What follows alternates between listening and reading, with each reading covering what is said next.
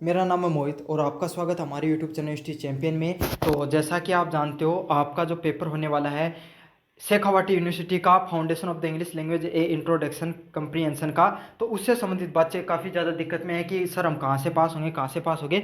तो आप है वो इसी दो मास्टर क्लास है यूनिवर्सिटी चैंपियन की, इसी से पास होंगे। इसी से मैंने कंप्लीट रिवीजन कराने वाला हूँ इस क्लास में। आपके जो जितने भी इंपॉर्टेंट क्वेश्चन होंगे सारे के सारे इसी में देखेंगे आपके सामने।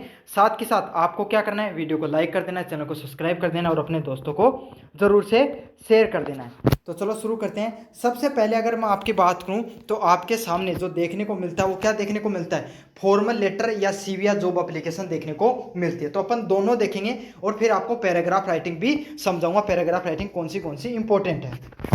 सबसे पहले अगर अपन देखें फॉर्मल राइटिंग में क्या आता है, सबसे पहले आता है सेंडर्स एड्रेस। इन थारा पिछली बार जॉब एप्लीकेशन और सीवी में से एक चीज़ आई, तो जॉब एप्लीकेशन थाने बता दूं, इस बार इनके तरफ से कुछ बताया नहीं गया कि क्या आएगा क्या नहीं आएगा, लेकिन मैं दोनों चीज़ें आपको कवर करवाऊंगा इसी वीडियो में। जॉब एप्लीकेशन की बातें करें तो सबसे पहले आपको क्या करना है, बाई चीज़ है। सबसे पहले थे कोई भी लेटर लिखोगा तो पहले खुद का बारे में बताओगा और फिर कोई भी कंपनी का बारे में बताओगा।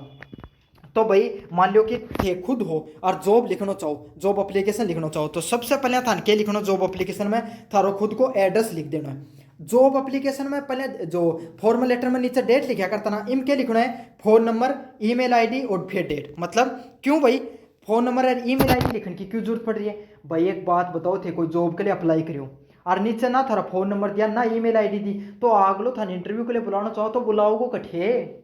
मेन बात है ना, पत्र पूछनो पहले तो नौकरी और कोई ले जागो। तो इक लिए क्या करना, आजकल टेक्नोलॉजी को जमाना है, तो फोन नंबर और ईमेल आईडी दे देनी है ताकि आगे लो ईमेल छोड़ दे, नहीं थार फोन करके बता दे कि हाँ भाई जी थारो आगो नंबर ई तारीख ने थारो इंटरव्यू आ जाएगा। समझ में आ गई ना? तो पहले थान क्या करना है, पहले थारो ईमेल जो थारो एड्रेस है वो देना है, फिर थानो के फोन नंबर देना, फिर ईमेल आईडी देनी है और नीचे क्या देनी है, डेट देनी है। डेट लिखना अनिवार्य होगा। फिर आपको क्या करना है, जिस भी कंपनी में आपकी जो जॉब निकली हुई है वो आपको दे के रखेंगे, उसको उसका बारे में एड्रेस देना है। तो पहले थे क्या कराया करता, जो कोई भी पोस्ट होया करती वो अधिकारी ने दिया करता, भाई सेम चीज़ उड़ा है। तो क्या लिखना आपको, टू लिखोगे, मतलब टू लिखकर क्या करोगे, जिस भी कंपनी का जो एचआर है या मैनेजर है उसको ही तो वही इंटरव्यू लेता है, तो आपको लिखना टू एचआर मैनेजर या जो भी कंपनी को आदमी थार के लिए जॉब एप्लीकेशन लिख रहे हैं वो। पिछली बार तो क्या लिखनी है, तो सेम टू सेम चिपका देनी थी। क्या लिखना है, द कंसल्टेंसी सर्विसेज, मतलब टीसीएस को अधिकारी है और उनको के नीचे एड्रेस दे देना है। समझ में आ गई थारे, जो भी पोस्ट को अधिकारियों का बारे में दे देना। अब क्या करना है, कौन सी पोस्ट के लिए एप्लीकेशन, तो post of the software manager. तो पिछली बार तो इन्होंने दिया नहीं था, लेकिन दे के रखते हैं भाई, इस पोस्ट के लिए आपको जॉब एप्लीकेशन लिखनी है। तो क्या लिखना है, application for the software engineer के लिए आपको यहाँ पर पोस्ट लिखनी है। अब इन भी लिखने को कुछ तरीकों है।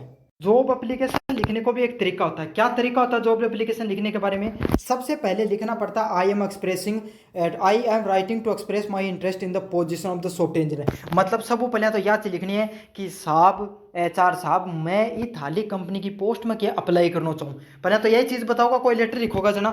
फिर क्या है, फिर आपको बताना है कि आपको ये कहाँ पर एडवर्टाइज हुआ था, कैरियर पेज पे एडवर्टाइजमेंट हुआ था। फिर आपको खुद की क्वालिफिकेशन बता देनी है।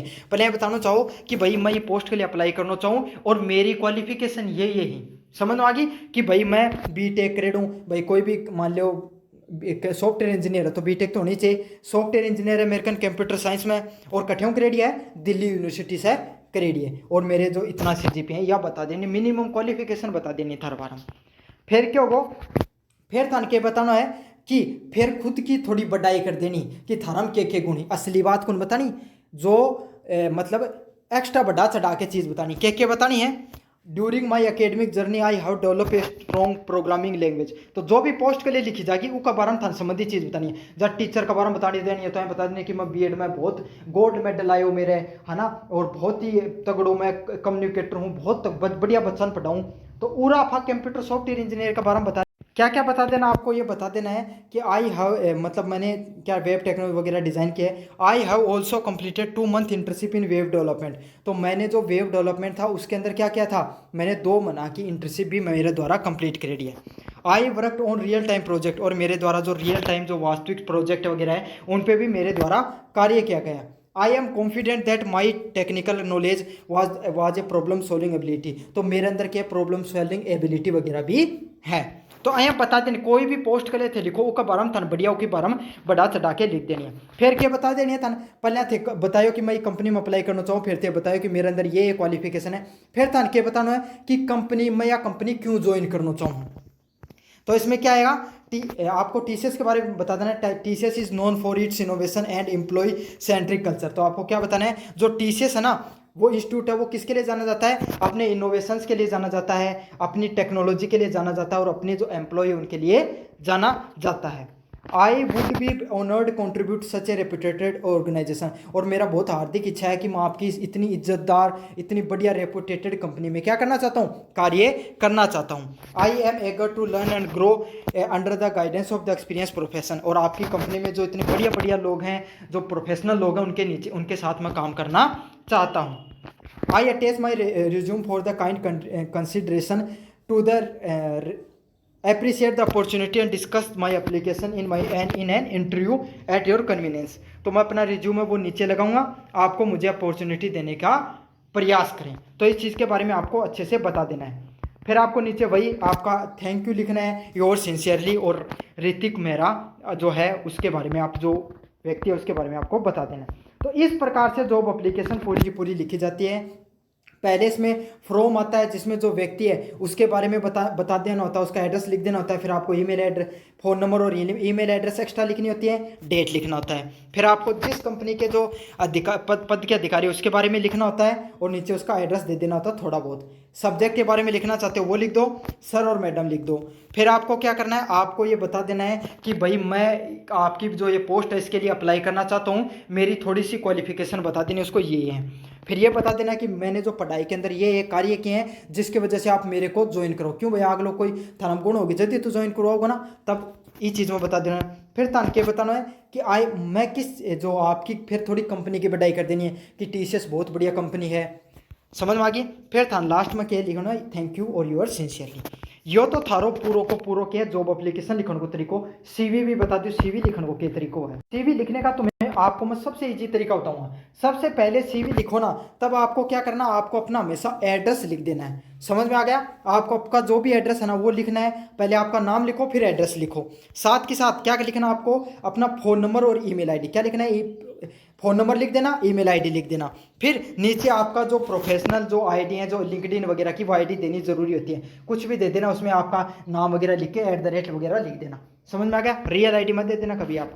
तो समझ में आ गया। आपका नाम फिर आपका एड्रेस लिख देना है, फ़ोन नंबर ईमेल आईडी ज़रूरी होती है और लिंक्डइन प्रोफाइल देनी होती है।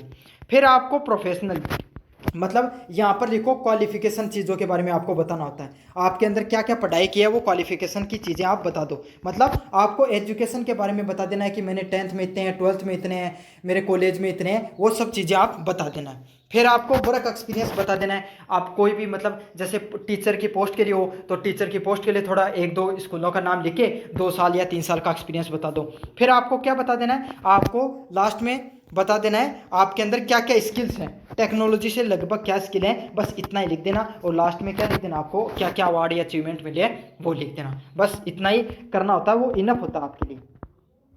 तो अब जैसे मैं आपको एक समझाऊं, एक एग्जांपल के रूप में सीवी बताऊं। एक आदमी राहुल शर्मा, उसका नाम, उसने अपना क्या लिखा, सारा का सारा एड्रेस लिख रखा उस बारे में। फिर उसकी ईमेल आईडी और आपका फ़ोन नंबर दे देना है। तो उसका जो नाम है फिर उसने क्या दिया, सारा का सारा जो फ़ोन एड्रेस दे दिया है, फिर उसके ईमेल आईडी देनी दे रखी है और फ़ोन नंबर। तो ये सारी चीज़ें आपको अच्छे से ऐड कर देनी है।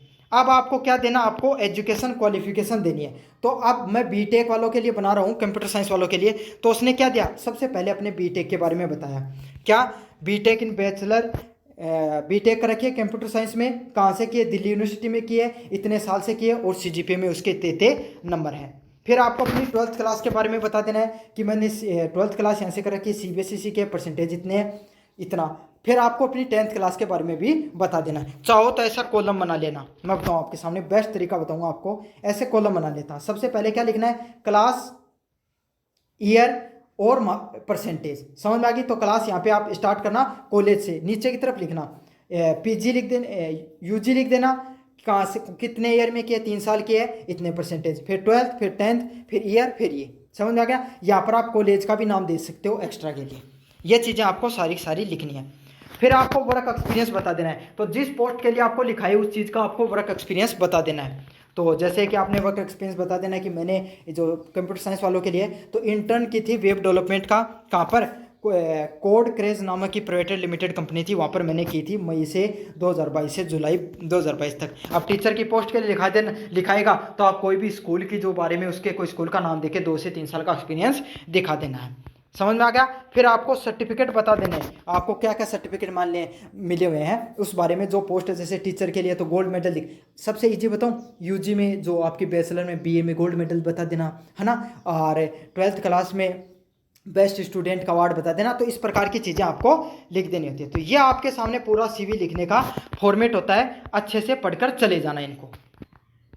अब देखेंगे जो आपके सामने जो एसे राइटिंग है उससे संबंधित एसे राइटिंग, तो आपको भी पता है जो आपने कभी ना कभी तो जो आपके घर पे कोई आया होगा पत्र, तो उसमें सबसे पहले वो जो लिखने वाला होता है उसका एड्रेस आता है, और फिर किसका एड्रेस आता है, फिर उस व्यक्ति का एड्रेस आता है जिसने लिखा हो वो। जैसे कि आप अपने फिर किस में लिखो, सेंडर्स एड्रेस में क्या क्या लिखना होता है, खुद के बारे में लिखना होता है, और वो सेंडर्स एड्रेस आपको दे के रखेगा ऊपर। जैसे आपका हाउस का नाम क्या है, आप कौन से शहर से हो, आपका पिन कोड क्या है, और किस डेट को आप वो लिख रहे हो, ये सारी सूचना आपको दे के रखेगा। फिर 2 में क्या आएगा कि कौन किसको लिख रहे हो तुम। फ्रॉम में सेंडर्स एड्रेस में खुद का आता है, और 2 में किसका आता है, जिसको आप लिख रहे हो। जैसे कि रेसिपिएंट, जैसे जो अधिकारी को, जैसे कि आप लिख रहे हो कोई भी बिजली विभाग के अधिकारी को, तो आप वहाँ के जेएनएम जो अधिकारी होता है उसका नाम आ जाएगा, उसका इंस्टीट्यूट होता है जैसे जलदाय विभाग हो गया, और नीचे उसका कहाँ पर, जैसे अगर मान लीजिए जयपुर है तो आप नीचे कहाँ पर लिख दोगे, जयपुर लिख दोगे। ठीक है, आपको समझ में आ गया होगा। यहाँ तक आपको एकदम सेम टू सेम चीज़ों को फॉर्मेट को फॉलो करना है। सबसे पहले आप खुद का स्ट्रीट वगैरह के नाम लिखोगे, एड्रेस लिखोगे वहाँ पर, और किस डेट को लिख रहे हो ये लिखोगे। फिर नीचे 2 लिखोगे, उसके अंदर जो सामने वाला अधिकारी है उसकी क्या पोस्ट है वो आपको क्वेश्चन में दे के रखेंगे, वो लिखोगे। वो किस पद पर काम करता है ये लिखोगे, और उसका क्या एड्रेस है वो लिखोगे। समझ में आ गया अच्छे से आपको फॉर्मल लेटर लिखने का तरीका। अगले वाला पॉइंट है, फिर क्या लिखना होता है आपको, सब्जेक्ट लिखना होता है कोई भी फॉर्मल लेटर लिखने में। तो आप सब्जेक्ट क्या होता है, विषय, तो आपको विषय उसके अंदर दे के रखेंगे। जैसे आपको लिखा गया कि पानी, आपके शहर में पानी की किल्लत पर लिखिए, तो आप पानी की किल्लत पर लिखोगे। ठीक है, जैसे कि आपने लिखा हमारे शहर में बढ़ती पेयजल की समस्या, हिंदी में, इंग्लिश में आप लिखोगे water scarcity in your locality. तो ये होता है, इस प्रकार से आपको वहाँ पर सब्जेक्ट लिख लेना होता है, ताकि जो पढ़ने वाला व्यक्ति उसको डायरेक्ट पता चल जाए कि इस चीज़ के बारे में है ये। फिर अगले वाला पॉइंट क्या होता है, आपको लिखना होता है रेस्पेक्टेड सर या मैम। जो भी आप, अगर लड़के हो तो फिर सर लिख दो, और अगर लड़की हो तो आप मैडम लिख सकते हो, अपने जेंडर के हिसाब से आप लिख सकते हो इस चीज़ को। फिर क्या आएगा, I am writing this letter to. अब आपको यहाँ पर सबसे ऊपर क्या लिख लेना होता है कि मैं ये लेटर है वो इसलिए लिख रही हूँ। तो आपको क्या करना होता है, सबसे पहले सामने वाले को रिस्पेक्ट से बोलना होता है। फिर क्या करना होता है, आपको आप किस प्रॉब्लम के बारे में लिख रहे हो उसके बारे में बता देना है। ठीक है, 1-2 पॉइंट है, आप स्टार्टिंग के अंदर उस पहले ये लिखो कि मैं इस बारे में लिख रहा हूँ, फिर उसको डिटेल कर दो। जैसे पानी की किल्लत के बारे में लिख रहे हो तो आप डिटेल में क्या करोगे कि हमारे शहर में पिछले 2 महीने से जो ट्यूबवेल है वो ख़राब हो गई है, और उसको अभी तक आपके जलदाय विभाग के द्वारा उसकी जो तकनीकी सुधार नहीं किया गया है। तो ये क्या हो गई, उसकी डिटेलिंग हो गई, और इसके कारण हमारे जो शहर है उसके अंदर पेयजल की बहुत बड़ी समस्या उभर कर आ रही है। समझ में आ गया, ऐसे आपको डिटेलिंग करनी होती है। फिर नीचे की 2-3 लाइनों के अंदर, और लास्ट में क्या करना होता है, आपको सॉल्यूशन देना होता है। आपको रिक्वेस्ट करनी होती है कि सर आप हमारे जो ट्यूबवेल है, सरकारी ट्यूबवेल है, उसको जल्द से जल्द सुधारने का प्रयास करें। तो ये आपको लास्ट में उस चीज़ का सॉल्यूशन देना होता है। यही होता है, सबसे पहले आपको थोड़ी प्रॉब्लम के बारे में प्रॉब्लम बताओ कि मैं इस बारे में लिख रहा हूँ, फिर उसकी डिटेलिंग करो, फिर उसका सॉल्यूशन करो, लास्ट में उसकी थोड़ी रिक्वेस्ट कर दो। ये वाला पॉइंट होता है बीच में। आखिर का पॉइंट होता है थैंक यू लिखना होता है आपको, और वही जो आप बचपन में लिखते थे स्कूलिंग के अंदर, योर सिंसियरली व ओबीडेंटली, आपका नाम, आपका जो पोस्ट वगैरह है वो जो भी हो, और लास्ट में आपको अपने सिग्नेचर वगैरह कर देने होते हैं। तो ये होता है आपका पूरा का पूरा फॉर्मेट। अब इसमें नंबरिंग किस हिसाब से होती है, जो आपका हेडिंग होता है इसके आपको मिलते हैं 2 नंबर पूरे के पूरे जो लेटर के अंदर। फिर जो बीच का आता है, बीच का जो आप मैटर लिखते हो इसके कितने नंबर मिलते हैं, 2 नंबर मिलते हैं। और लास्ट के जो आप लिखोगे इसका नंबर 1 नंबर मिलोगे। तो अगर 5 नंबर का है तो इस हिसाब से डिवाइड किया जाता है। आपको जो स्टार्टिंग में जो एड्रेस वगैरह लिखते हो इसके 2 नंबर मिल जाते हैं आपको, और जो सब्जेक्ट वगैरह लिखते हो नीचे इसका आपको 2 नंबर, और लास्ट वाले का आपको 1 नंबर मिलता है। आपको किस हिसाब से फॉर्मल लेटर लिखा जाता है ये भी पता चल गया होगा। नंबरिंग किस हिसाब से करता है एग्जामिनर ये भी मैंने बता दिया साथ के साथ। अब अपन एक उदाहरण देकर भी मैं आपको समझा देता हूँ। जैसे कि you are Arpit, write a letter to the chief editor of the news Delhi, highlight the poor condition road in your locality. तो आपको चीफ एडिटर है जो न्यूज़ दिल्ली का, उसको लिखनी है किस बारे में, जो आपका जो शहर है उसकी जो गांव है उसकी जो सड़कें हैं वो बहुत ज़्यादा ख़राब हो चुकी हैं। तो इसके बारे में आपको अपने शहर का जो न्यूज़ दिल्ली का जो एडिटर उसको लिखना है। तो सबसे पहले, और आपका नाम क्या है, अमृत है, तो अमृत के द्वारा लिखा जा रहा है। तो सबसे पहले मैं क्या बताया था मैंने, जो लिखेगा उसके बारे में एड्रेस लिखेंगे। तो यहाँ पे दे रखा था अमृत का नाम लिख दिया, अमृत कुमार, वो रहता कहाँ पे है। अब एड्रेस आपको खुद से बनाकर कुछ भी लिख देना है, चाहे आपका गांव का ही लिख दो आप, ठीक है। एक यहाँ पे लिखा है 123 शांति नगर, लाजपत नगर, न्यू दिल्ली, उसका अपने यहाँ पर पिन कोड लिख दिया, और डेट लिखना अनिवार्य है। तो आप डेट लिखना मत भूलना, ठीक है। एड्रेस आप अपने हिसाब से बनाकर लिख देना, नाम आपको ऊपर देकर ही रखेंगे, लेकिन डेट है वो जरूर से लिखनी है, जिस दिन आपका एग्जाम हो वही डेट लिख देना। फिर क्या पॉइंट आएगा, 2, जो आप किसको लिखे, जिसको लिखेंगे वो उस 2 लिखकर उसके नीचे जो लिखने वाले का एड्रेस होता है। तो यहाँ पर अपन को क्या दे रखा था, द चीफ एडिटर, या फिर आपको भी कोई भी अधिकारी के बारे में जो लिखना होगा उसका नाम लिख देना है। फिर न्यूज़ डेली, या फिर जिस न्यूज़ को लिख रहे हो, या फिर और कोई अधिकारी के जिस पद पर है उस पद का नाम लिख देना है, और कहाँ पर वो कार्यरत है उसका नाम लिख देना है। जैसे कि दिल्ली के अंदर है तो दिल्ली, जयपुर, महाराष्ट्र, जो भी दे के रखा तो वो लिख देना, वरना अपने मन के हिसाब से लिख देना। और ऐसे नहीं करना आपको कि आप खुद का एड्रेस दे रहे हो राजस्थान का, और आपने जो अधिकारी काम करता है उसका लिख दिया आपने तमिलनाडु का। ऐसा नहीं करना, लगभग कोशिश करना कि आप राजस्थान के हो तो खुद राजस्थान के बारे में ही लिखने की कोशिश करना। ऐसे नहीं है कि आप हो राजस्थान के खुद और लिख रहे हो कि तमिलनाडु में समस्या चल रही है सड़कों की, ऐसा बिल्कुल भी आपको नहीं करना है। अगले वाला पॉइंट है सब्जेक्ट। तो मैंने आपको बताया था कि सब्जेक्ट लिखना होता है, और सब्जेक्ट है, विषय है, वो आपको क्वेश्चन के अंदर ही देके रखेंगे। अब यहाँ पर क्या आपको सब्जेक्ट निकल कर आ रहा था, the poor condition of road in your locality. तो आपको ऐसा का ऐसा छाप देना है, सीधी बात यही है सब्जेक्ट में। फिर आपको लिखना है रेस्पेक्टेड सरिया मैडम, ये लिखने के बाद में आप लिखोगे through the esteemed column of your newspaper I wish the draw attention to the concern authority of deteriorating condition in your locality, Satpat Nagar, Shanti Nagar, Lajpat Nagar. तो इतनी लाइन तो आपको अगर चीफ एडिटर का आए तो रट लो ये वाली line. Through the esteemed column of your newspaper I wish to draw the attention concern authority of your deteriorated condition. तो इसने ये बताया कि आपके न्यूज़पेपर के माध्यम से मैं यह ध्यान आकर्षित करना चाहता हूँ जो संबंधित जो विभाग है कि हमारे जो नगर है वहाँ पर, लाजपत शांति नगर है, वहाँ पर क्या हो गई, जो सड़कें हैं उनकी हालत बहुत ख़राब है। तो ये इतनी लाइन एकदम अगर एडिटर का आया है तो आपको ऐसी कैसी चिपका देनी एकदम से। तो इसको अच्छे से आप स्क्रीनशॉट ले लो और अच्छे से याद कर लेना, ताकि आपको और अच्छे से नंबर मिल जाएंगे।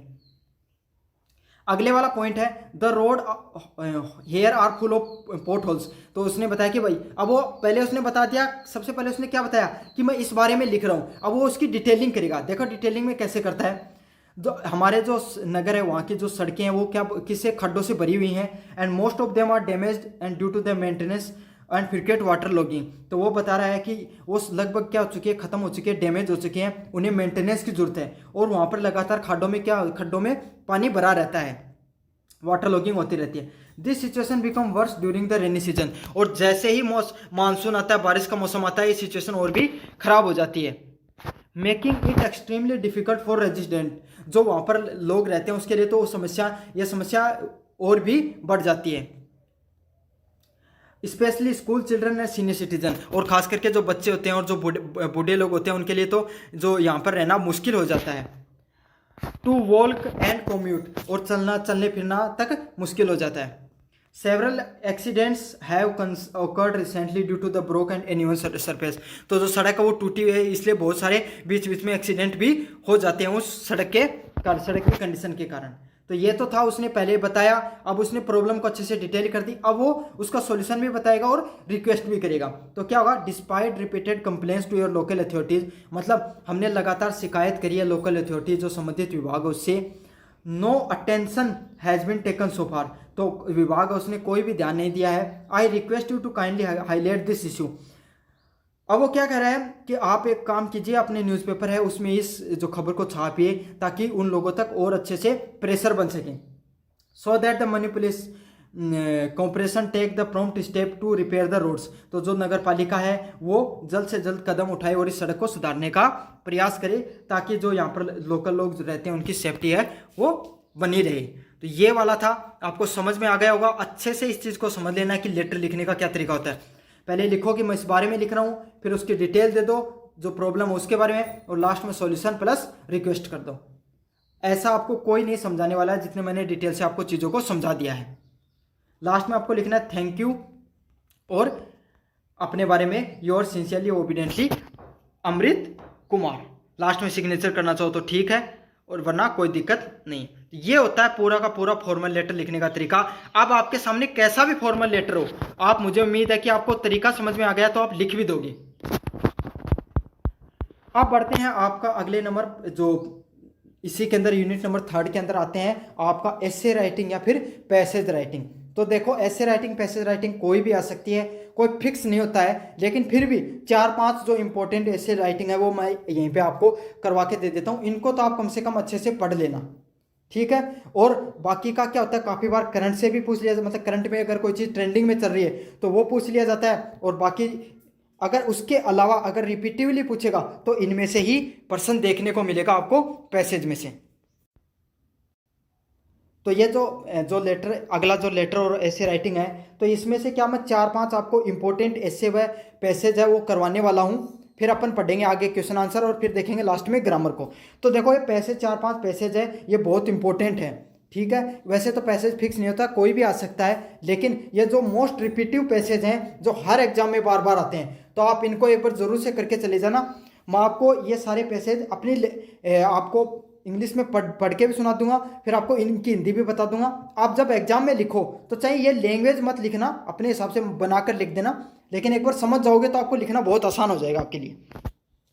तो सबसे पहला कंप्यूटर एजुकेशन। तो कंप्यूटर एजुकेशन के बारे में लिखते हैं, computer education has become essential part in your modern learning. तो कंप्यूटर एजुकेशन है वो पता आज के समय में सबसे ज़्यादा ज़रूरी है। आपको ही पता है, आपको अगर आपका पूरे दिन मोबाइल नहीं चलाओ तो पूरा दिन नहीं कटेगा। तो वही चीज़ है कि अगर वो मोबाइल चलाना आपको कब आएगा, जब आपको थोड़ा बहुत तकनीक के बारे में ज्ञान होगा, कंप्यूटर वगैरह के बारे में थोड़ा बहुत नॉलेज होगा। अब आपने अपनी कॉलेज का फॉर्म भरा तो उसमें भी कंप्यूटर का यूज़ हुआ, ठीक है। आप कोई भी कंपटीशन की तैयारी करते हो, उसका फॉर्म करते हो तो भी कंप्यूटर का नॉलेज होता है, और कंप्यूटर आपको पता है आपके एग्जाम के अंदर भी आता है। तो कंप्यूटर का नॉलेज होना आज के समय में हर व्यक्ति को बहुत जरूरी है।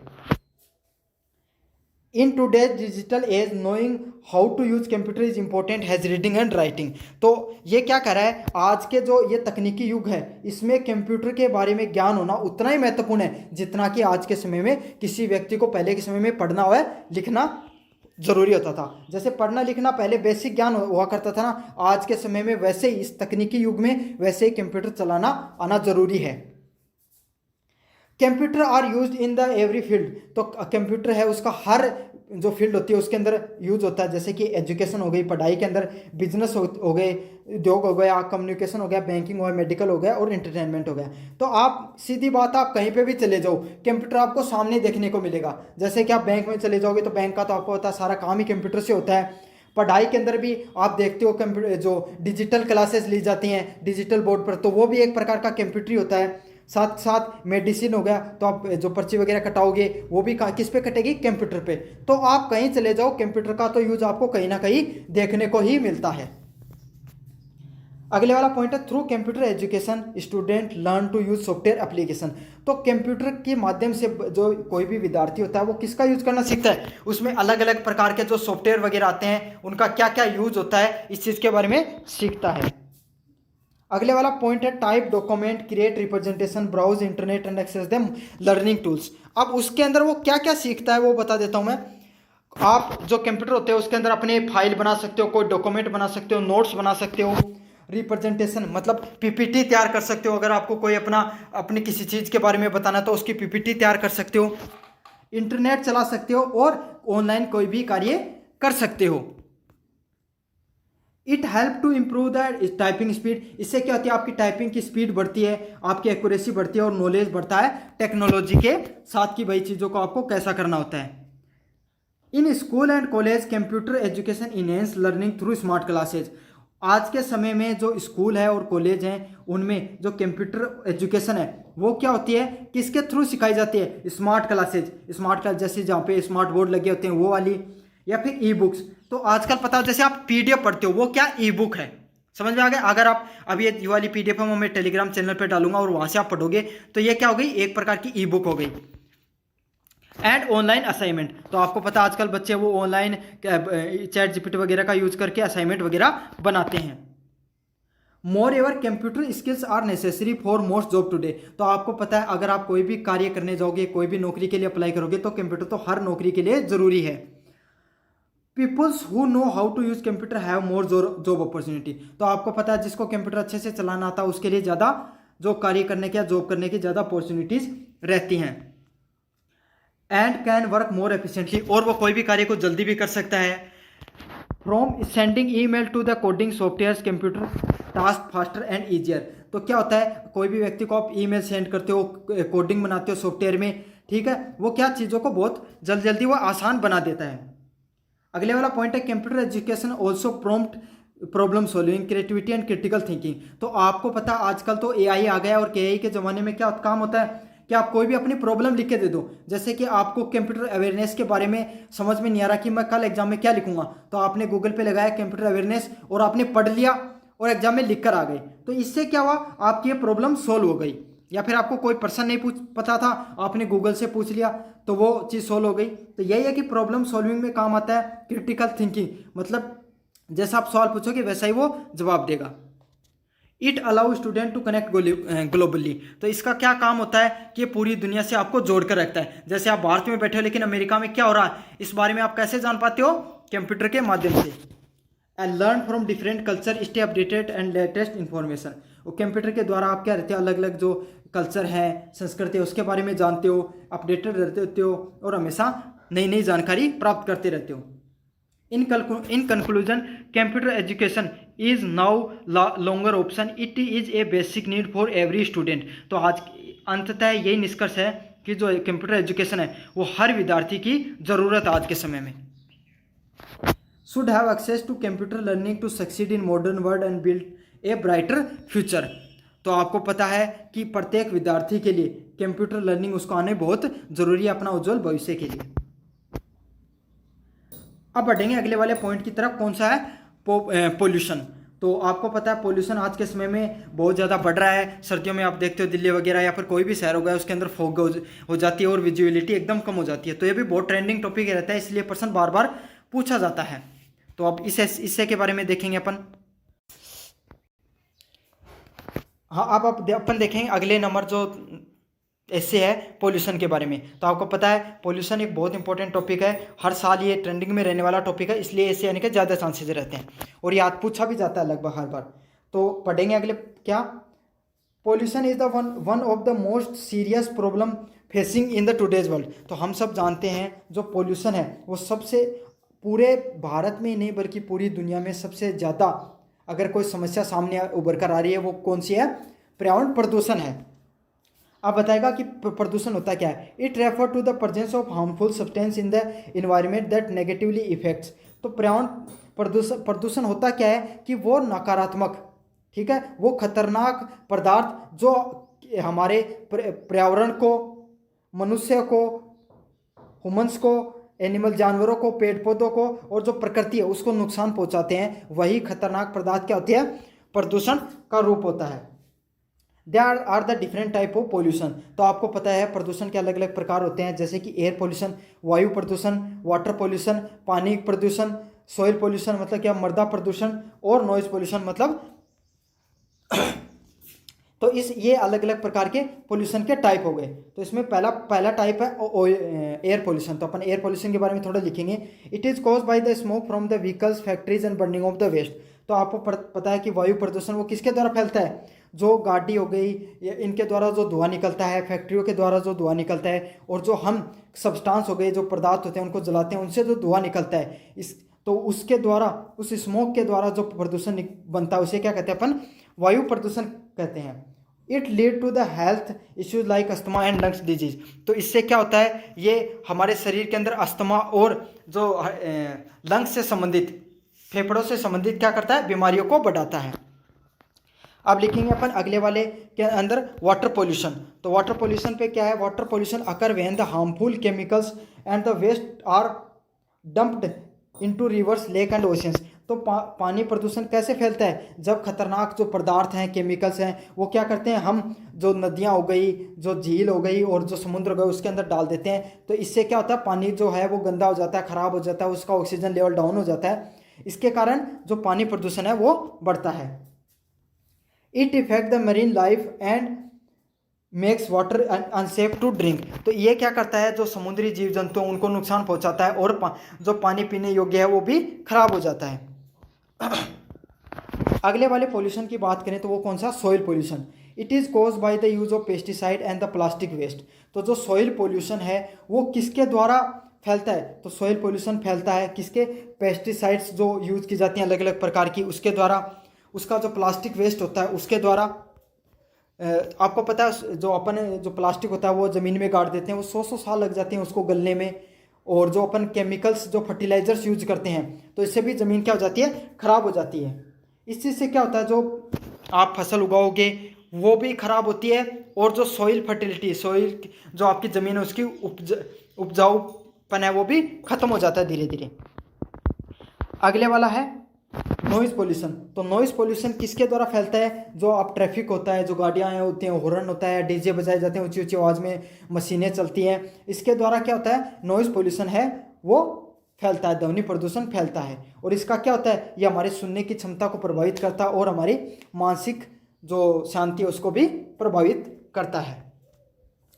Pollution also contribute to the serious global problems. तो ये सिर्फ अपने भारत में नहीं बल्कि पूरी दुनिया के अंदर बहुत बड़ी समस्याओं को उत्पन्न करने का कारक है। जैसे कि मैं आपको बताऊं, क्लाइमेट चेंज जो आप देख रहे हो आज के समय में, जो बेवजह की बारिश हो जाती है, अकाल पड़ता है, कभी बहुत ज़्यादा मतलब तूफान आ जाते हैं, तो ये क्यों हो रहा है, क्लाइमेट चेंज की वजह से आ रहा है। ग्लोबल वार्मिंग हो गई और ओजोन लेयर डिप्लेशन हो गया। जो ओजोन लेयर है, ओजोन परत है, उसका जो क्षरण हो रहा है और जो ग्रीन हाउस गैसेज है उनका बढ़ने को देखने को मिल रही है एनवायरनमेंट में। To reduce the pollutions we must plant more trees. तो हम अगर आप पोल्यूशन प्रदूषण को कम करना चाहते हो तो आपको क्या करना चाहिए, ज़्यादा से ज़्यादा जो पेड़ पौधे हैं उनको उगाना चाहिए। इको फ्रेंडली प्रोडक्ट जो हमारे जो इन्वायरमेंट के लिए अच्छा हो, ऐसा प्रोडक्ट हो गए, ऐसी चीज़ों को यूज करना चाहिए हमें। प्लास्टिक का कम से कम प्रयोग करना चाहिए। और ये 3R का फॉर्मूला होता है, रिड्यूज, रीयूज और रिसाइकल। मतलब रिड्यूज का अर्थ होता है, जैसे प्लास्टिक का एक उदाहरण ले तो प्लास्टिक को कम यूज करो, और अगर है तो आपके पास उसका बार बार यूज करो, और अगर आप यूज़ नहीं करना चाहते हो तो उसको रिसाइकल करो, ताकि वही प्लास्टिक है और नया प्लास्टिक नए उसी प्लास्टिक का बार बार यूज हो सके। It is your duty to keep the environment clean and ourselves to the future generations. तो ये हमारी ड्यूटी है कि हम अपना इन्वायरमेंट है उसको क्लीन रखें, ताकि हमारी जो आने वाली जनरेशन है वो इस प्रकृति का अच्छे से आनंद ले सकें। अब बढ़ते हैं अगले वाला जो तीसरा नंबर पैसेज है, जो वो भी बहुत इंपॉर्टेंट है, अनएम्प्लॉयमेंट, बेरोजगारी। तो आपको पता है बेरोजगारी आज के समय की सबसे बड़ी समस्या है, ये भी ट्रेंडिंग टॉपिक है, तो इसका इसे भी बार बार आता है, तो इसको भी अपने का देखने को प्रयास करेंगे। मैं वही पैसेज लेकर आया हूँ जो ट्रेंडिंग में है और बार बार रिपीटिवली पूछे जाते हैं आपको एग्जाम के अंदर। तो सबसे पहले बात करें अनएम्प्लॉयमेंट के बारे में। Unemployment means the condition where people you are willing and able to work do not get the jobs.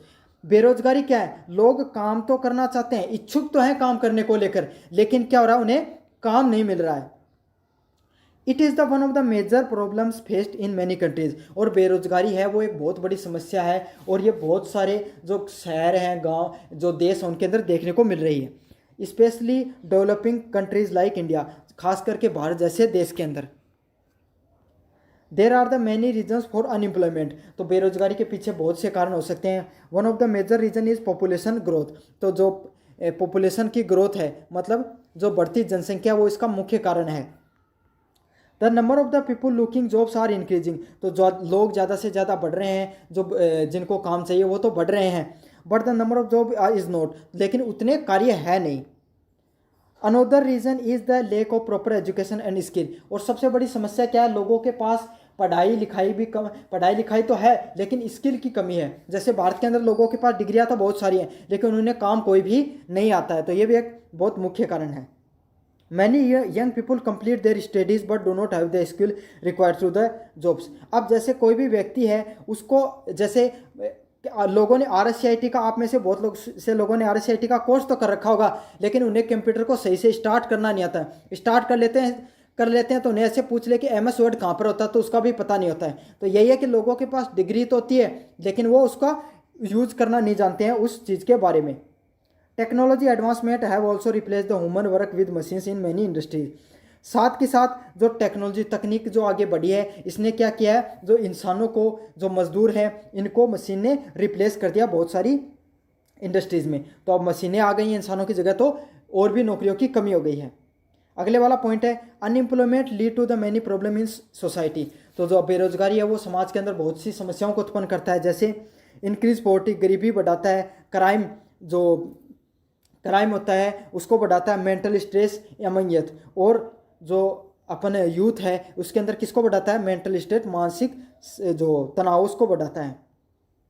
People without job can't support their family, जो लोग जिनके पास जॉब्स नहीं है वो क्या करते हैं, अपनी जो फैमिली होते हैं, घर वाले, उनको सपोर्ट नहीं कर पाते हैं। And it effect there quality life, तो वो क्या होता है, उससे वो अपनी जो क्वालिटी की लाइफ होती है, जो अच्छी ज़िंदगी है, नहीं जी पाते हैं। It can also show down their economic growth, और ये क्या होता है, कोई भी व्यक्ति की जो आर्थिक जो प्रगति है, मतलब पैसे उसके पास और आने चाहिए थे वो नहीं आ पाते हैं, और ये देश के लिए भी नुकसानदायक होता है। To reduce the unemployment government should provide the skill development program, तो गवर्नमेंट को क्या करना चाहिए, लोगों को स्किल सिखाने के कुछ प्रोग्राम है वो शुरू करने चाहिए।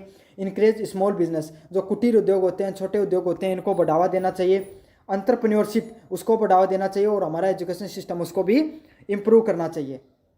Private sector should also help by creating more job and opportunity, और जो प्राइवेट जो संस्थाएं हैं वो और ज़्यादा मददगार सिद्ध हो सकती हैं हमारे जॉब पैदा करने के लिए। In conclusion unemployment is a serious issue that need attention, तो जो अनएम्प्लॉयमेंट है ये बहुत सीरियस इशू है जिस पे अपने को ध्यान देने की जरूरत है। Every individual should train and given equal chances to earn livelihood and live with dignity, तो प्रत्येक व्यक्ति है उसको ट्रेनिंग लेना चाहिए ताकि उसको अच्छे से ज़िंदगी जीने का मौका मिले। अब लास्ट में सिर्फ 2 ही पैसेज बचे हैं आपके सामने।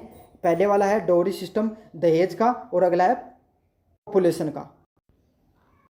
अब बात बोले, अगले वाला पॉइंट है द डोरी सिस्टम। डोरी मतलब दहेज प्रथा, तो दहेज प्रथा पे लिखेंगे द डोरी system is a social evil that the still exist in many parts in India. तो जो दहेज प्रथा है वो हमारे समाज में एक बहुत बड़ी कुरीति है और ये आज के समय भी पाई जाती है। It refer to the practices where the bride family gives money, gift और प्रॉपर्टी। तो यहाँ पर क्या होता है, जो वर पक्ष होता है या फिर जो लड़की के घर वाले होते हैं वो क्या करते हैं, जो लड़के वाले के घर वालों को क्या देते हैं, गिफ्ट्स देते हैं, पैसे देते हैं, प्रॉपर्टी वगैरह देते हैं at the time of the marriage, शादी के समय। Although dowry is illegal in India, इसके बावजूद कि जो दहेज प्रथा है वो भारत के अंदर क्या है, अवैध है या फिर इलीगल है, कानूनी अपराध है। इट इज़ वाइडली प्रैक्टिसेड, लेकिन इसके बावजूद भी भारत के अंदर सबसे ज़्यादा इसका उपयोग होता है, फिर भी ये चीज़ देखने को मिलती है, specially in the rural areas, खास करके जो ग्रामीण इलाका होता है उसके अंदर। The dowry system cause great harms to society, जो ये दहेज प्रथा है ये सबसे बड़ा नुकसान है हमारे समाज के लिए, हमारे बहुत बड़ा एक कलंक के रूप में है।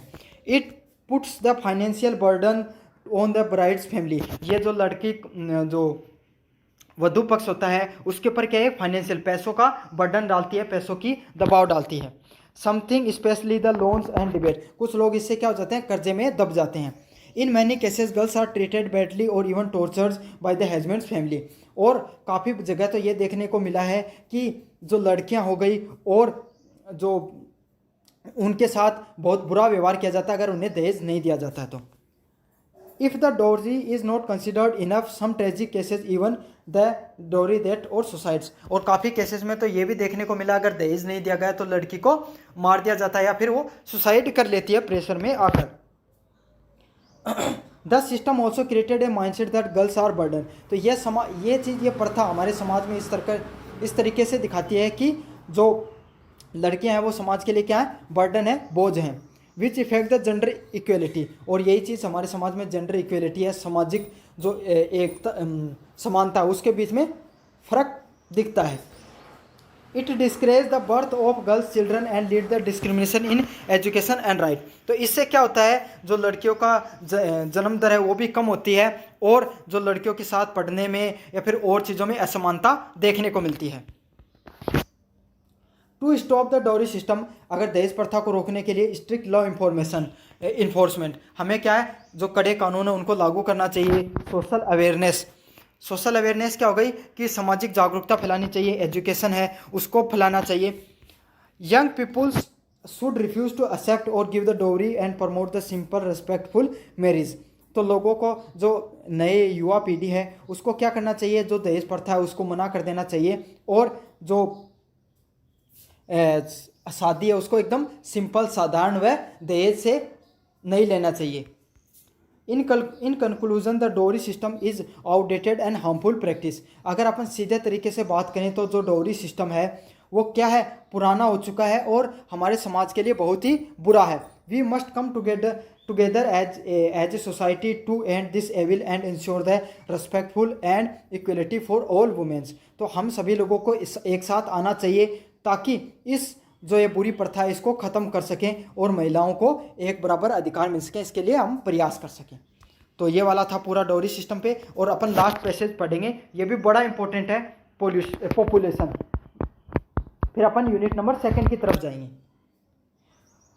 पॉपुलेशन क्या होगी, जनसंख्या। अब आपको पता है भारत के अंदर जनसंख्या सबसे बड़ी समस्या है, तो ये भी बहुत ट्रेंडिंग टॉपिक है और इस पर बार बार प्रश्न आते हैं। साथ के साथ जनगणना भी अब करवाई जाएगी, तो सेंसेक्स वाला भी इंपॉर्टेंट हो जाता है। और ये किससे जुड़ा होता है, पॉपुलेशन जनसंख्या से संबंधित होता है, तो ये प्रश्न आ सकता है आपके एग्जाम में।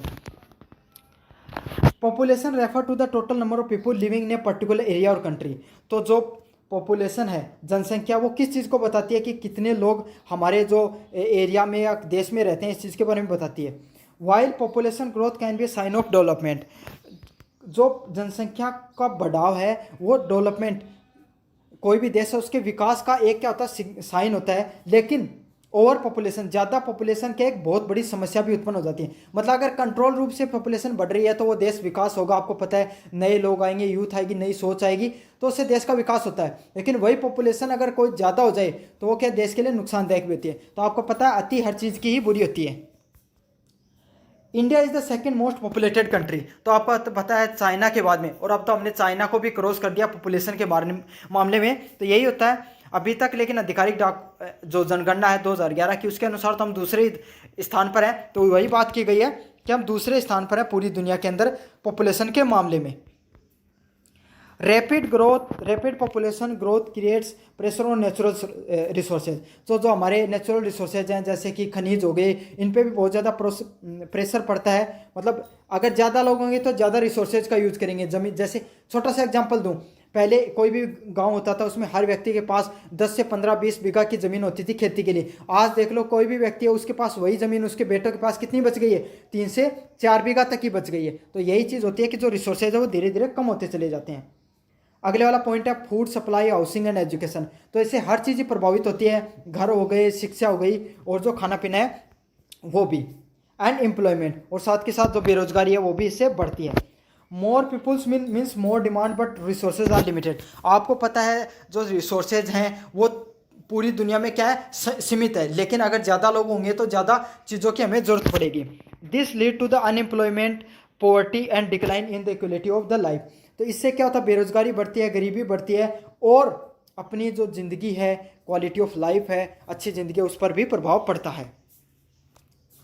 और population is also cause the home problems like traffic jam, population है, हेल्थ इश्यूज। साथ के साथ जो पॉपुलेशन है, ज़्यादा पॉपुलेशन है, वो क्या करती है, ट्रैफिक जाम हो गया, पोल्यूशन, प्रदूषण हो गया, और हेल्थ, अपने शरीर जो बीमारियां हो गई, वैसी भी प्रॉब्लम्स को कॉज करती है। It become difficult to government provide the basic facility like clean water, health care and education to everyone. अब क्या होता है, ज़्यादा पॉपुलेशन है तो हर व्यक्ति के लिए सरकार नीतियाँ भी नहीं बना सकती, चीज़ें भी प्रोवाइड नहीं करा सकती। जैसे हर व्यक्ति पर के पास साफ पानी नहीं पहुँचेगा, अच्छी सुविधाएं नहीं पहुँचेंगी, स्वास्थ्य से संबंधित एजुकेशन शिक्षा नहीं पहुँच पाएगी, क्योंकि ज़्यादा लोग हैं तो हर व्यक्ति तक पहुँचना मुश्किल हो जाएगा। जैसे कि आप एक तो कोई चीज़ है वो एक व्यक्ति को ही दी जाए और एक है कोई 10 व्यक्तियों को दी जाए, तो दोनों में फ़र्क हो जाता है। The main reason for population growth include lack of awareness, illiteracy and poor family planning. तो जो पॉपुलेशन जनसंख्या बढ़ने का कारण क्या होता है, लोगों को जागरूकता कम है, अशिक्षित हैं, गरीब परिवार होते हैं जो मतलब अच्छे से परिवार नियोजन की बातें नहीं करते हैं। Many families have more childrens without realizing that the long term impact.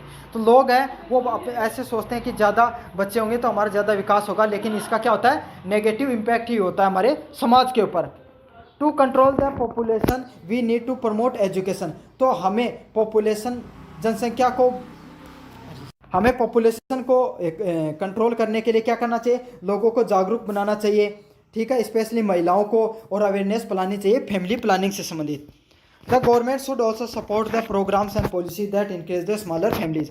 साथ के साथ सरकार है वो जैसे उनके अलग अलग प्रकार के प्रोग्राम और पॉलिसीज़ को लागू करना चाहिए। जैसे कि सरकार का नियम है कि सरकारी नौकरी में 2 से ज़्यादा बच्चे वाले नहीं लग सकते हैं, तो ऐसे कुछ पॉलिसी लगाएंगे तो इससे क्या होगा, लोग हैं वो अवेयर होंगे और जागरूक होंगे। In conclusion population growth is necessary for better future.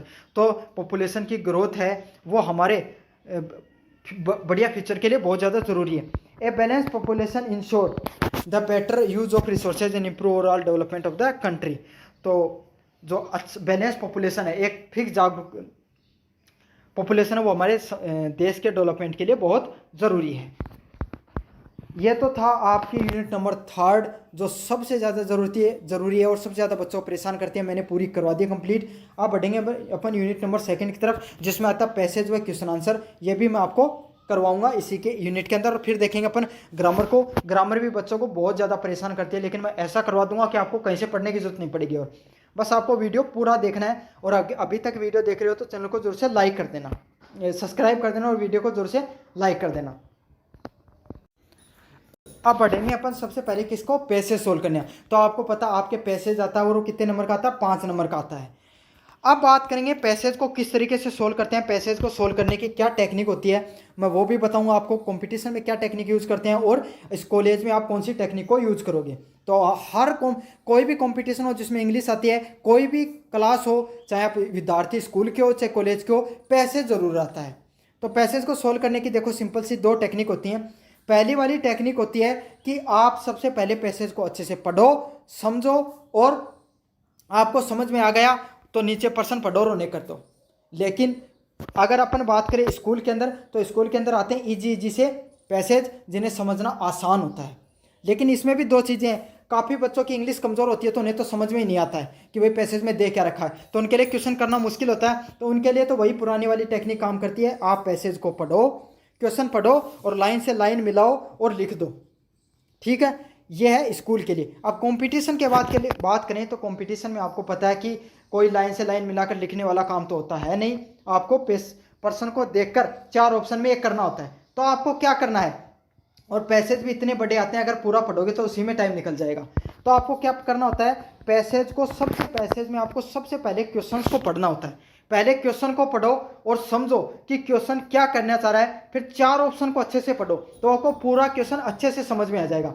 जैसे ही आप 4 ऑप्शन पढ़ लोगे आपको ये पता चल जाएगा कि ये जो पैसेज है वो किसके बारे में है। और फिर आपको पैसेज पढ़ना सनसनी नज़र से।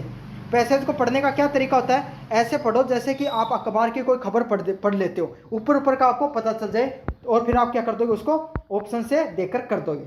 तो ये वाली टेक्निक होती है जो कंपटीशन में यूज की जाती है। लेकिन अपन कॉलेज के विद्यार्थी हैं या फिर आप स्कूल के विद्यार्थी हो, देख रहे हो, तो आपको तो सिंपल से क्या करना है, पैसेज को पढ़ना है, लाइन से लाइन मिलानी है और कर देना है। या फिर अगर आप समझ में आ रहा है तो आपको बहुत आसानी से वैसे कर देना है। अब पहले अपन क्या करेंगे, वैसे पढ़ेंगे, पैसेज को पूरा पढ़ेंगे, फिर देखेंगे कि कहना क्या चाह रहा है। इसकी पिछली साल का आया हुआ पैसेज है, यही करवा रहा हूँ आपको। The Ramayana is an ancient Indian epic that tell about the story of the prince Rama and his wife Sita. तो इसमें बताया कि रामायण है वो एक प्राचीन कथा है, कहानी है, जो साहित्य है, जिसमें क्या बताया गया, जो स्टोरी है एक राजा राम की और उसकी पत्नी सीता की, and is loyal brother Lakshmana, और उसका क्या एक भाई होता है लक्ष्मण की, when Sita is kidnap by the demon king Ravana. तो ये रावण के नामक जो राक्षस था उसके द्वारा उसकी जो सीता उसका क्या कर लिया जाता है, किडनैप कर लिया जाता है। Ram embarks on a quest to rescue with the help of the devotee monkey deity Hanuman. तो वो क्या करता है, राम है वो रेस्क्यू करता है, मतलब बचा कर लाता है सीता को, किसके सारे, उसका हनुमान नामक एक भक्त होता है उसके द्वारा, उसकी मदद से। The epic follows their journey, और जो ये इसके बीच में जो जर्नी होती है वो हाईलाइट करती है भक्ति को, मतलब लॉयल्टी को, और जो संघर्ष होता है देखने को मिलता है एक अच्छे व बुरे लोगों के बीच में। Ram's adheres to drama and is righteous behaviour set an example how to live the virtuous life. तो जो राम है उनके द्वारा, अब आपको क्या करना है, प्रश्नों को सोल्व करना है। तो पहला प्रश्न है, who is the main protagonist in the Ramayana. तो रामायण के अंदर मेन प्रोटोगोनिस्ट कौन है, तो आपको पता है रामायण के अंदर मेन प्रोटोगोनिस्ट कौन है, भगवान राम है। और ये अगर आप देखो तो यहाँ पर यहाँ से लेकर यहाँ तक इस चीज़ के बारे में बात की गई है भगवान राम के बारे में। फिर क्या है, who kidnap in the Ramayana. तो किडनैप शब्द आपको ढूंढना है, कहाँ पर है कहाँ पर है, तो किडनैप शब्द देखो ये रहा, तो आपको यहाँ से लेकर यहाँ तक इसको करके लिख देना है, when Sita is kidnap by the demon king Ramayana के द्वारा। फिर अगले वाला प्रश्न है, who help Ram in the quest to rescue Sita. तो सीता को बचाने के लिए किसने हेल्प की, तो हेल्प शब्द मिलेगा, क्वेस्ट शब्द मिलेगा, रेस्क्यू शब्द मिलेगा। तो ये रहा, क्वेस्ट हो गया, रेस्क्यू हो गया, तो यहाँ से लेकर आपको यहाँ तक लिख देना है। तो ऐसे आपको करना है, और अगर आपको चीज़ें अच्छे से इंग्लिश अच्छी ऐसे आती है तो आप पर्टिकुलर आंसर भी लिख सकते हो। Who is the main villain in the Ramayana. तो ये तो आपको हर व्यक्ति कर सकता है, रामायण के अंदर मेन विलन कौन होता है, रावण ही होता है। अगले वाला प्रश्न है, write down one of the theme explore in the Ramayana. तो रामायण की क्या थीम है, देखो यहाँ पर आपको देखो, the epic flows their journey highlight devotion loyalty and struggle between good and evil. तो ये इसकी क्या है, मेन थीम है। समझ में आ गया होगा आपको, इस प्रकार से कुछ करके आना है। आपको कुछ भी दिखे, मतलब उसमें पर्सन दिख रहा है और कुछ भी पैसेज में वैसा दिखे तो फुल स्टॉप से लेकर फुल स्टॉप तक आपको लिख देना है और पैसेज को करके आ जाना, छोड़कर कुछ भी नहीं आना है एग्जाम में, क्वेश्चन भी। अब बढ़ते हैं, आपको पता है जो यूनिट है उसके अंदर आपको यूनिट नंबर 2 में साथ के साथ पर्सन क्वेश्चन आंसर भी आते हैं। तो अपन जो इंपॉर्टेंट क्वेश्चन आंसर उनको भी मैं आपको करवा देता हूँ अभी के भी।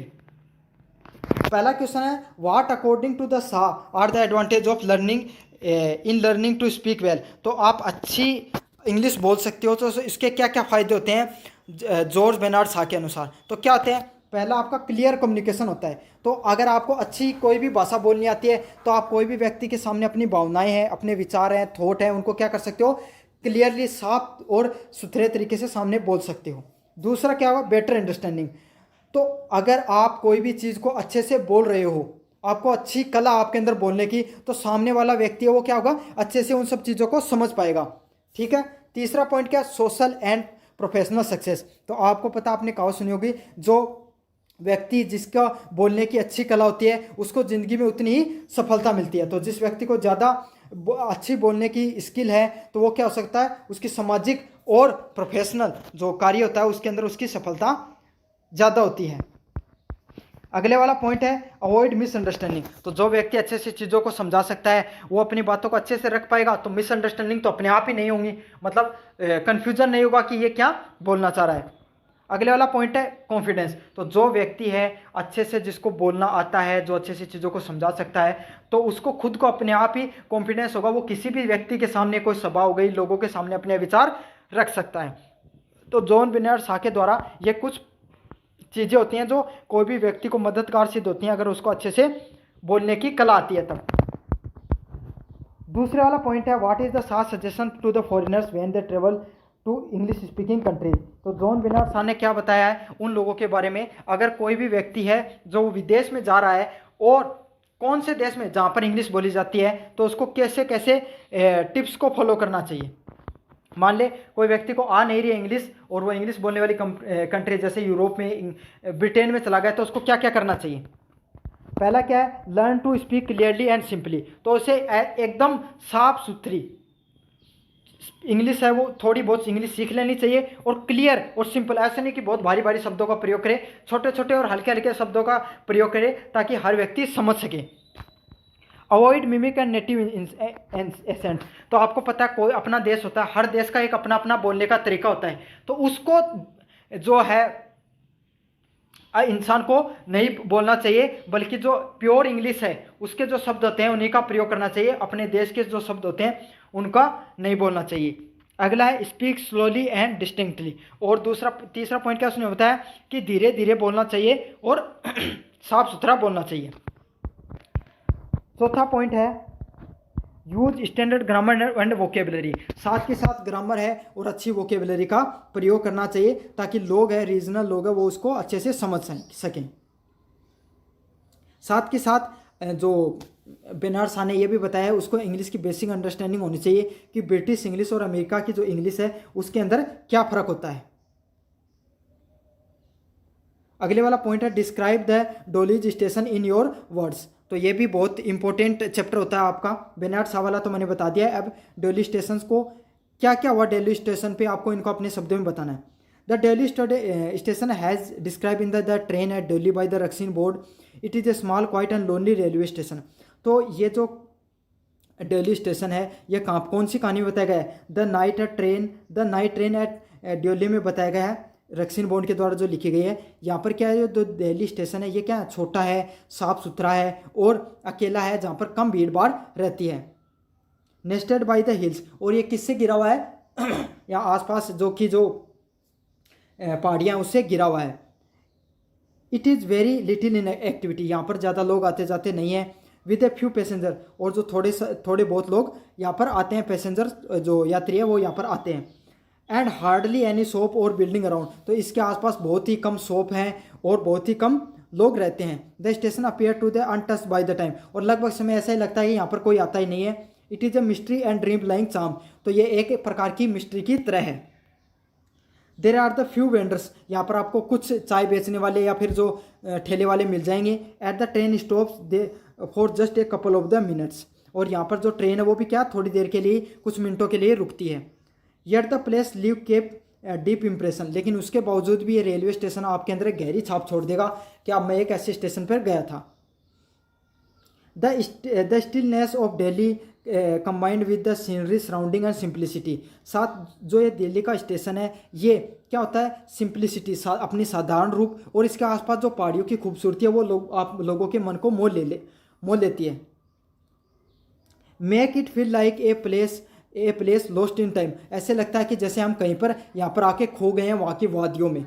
Evoking feeling and nostalgia and longing in the narrator, और अगर कोई व्यक्ति अगर वहाँ पर चला जाता है, यहाँ पर जो लेखक गया था, तो उसको वो उसकी यादें उसके दिल में ऐसी कैसी छप गई थी, वो उस यादों में रच बस गया था।